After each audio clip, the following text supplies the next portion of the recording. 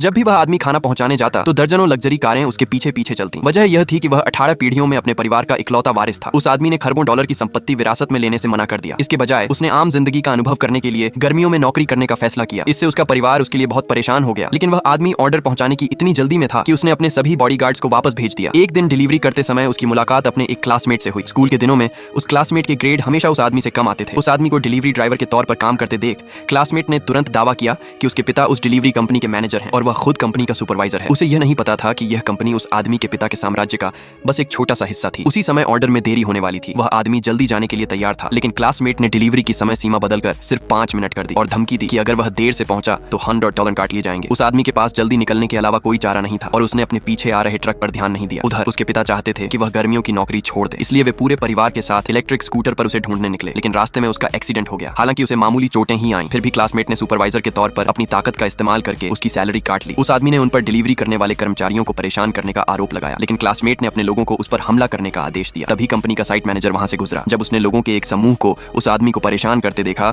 तो वह मदद के लिए आगे बढ़ने ही वाला था। लेकिन यह सुनने के बाद कि क्लासमेट के पिता कंपनी के मैनेजर हैं, साइट मैनेजर ने अपना इरादा बदल लिया और उस आदमी पर हमला कर दिया। तभी उसे कंपनी से एक फोन आया। उसमें बताया गया कि बॉस का बेटा वहां गर्मियों में काम करने आ रहा है। उन्होंने उसे एक फोटो भी भेजी, लेकिन फोटो बहुत छोटी थी और किसी को पता नहीं चला कि वह वही आदमी है। उस आदमी का अपनी पहचान छिपाने का कोई इरादा नहीं था। उसने मान लिया कि वह बॉस का बेटा है, लेकिन किसी ने भी उसकी बात पर विश्वास नहीं किया। उस आदमी ने अपना फोन निकाला और अपने पिता को फोन किया। जैसे ही उसके पिता ने फोन उठाया, साइट मैनेजर ने उसका फोन तोड़ दिया। पिता को एहसास हुआ कि उनके बेटे के साथ कुछ हुआ है, इसलिए उन्होंने तुरंत उसे खोजने के लिए शहर भर में अपनी पूरी ताकत लगा दी। उस समय वह आदमी और ज्यादा जुल्म नहीं सहना चाहता था। उसने अपनी पूरी ताकत लगाकर अपने क्लासमेट के 2 दांत तोड़ दिए। इससे क्लासमेट बुरी तरह भड़क गया। उसने अपने आदमियों को उस आदमी को पकड़ने का हुक्म दिया। फिर उसने अपनी कार सीधे उसकी तरफ चलाई। अचानक आसमान में दर्जनों हेलीकॉप्टर दिखाई दिए। हजारों लग्जरी कारों ने तुरंत उस जगह को घेर लिया। जो व्यक्ति वहां पहुंचा वह शहर का सबसे अमीर बिजनेसमैन था। क्लासमेट सोचने लगा कि बॉस यहाँ क्यों आए हैं, लेकिन जब उसने बॉस को उस आदमी को अपना बेटा कहते सुना तो सब लोग तुरंत हैरान और अवाक रह गए।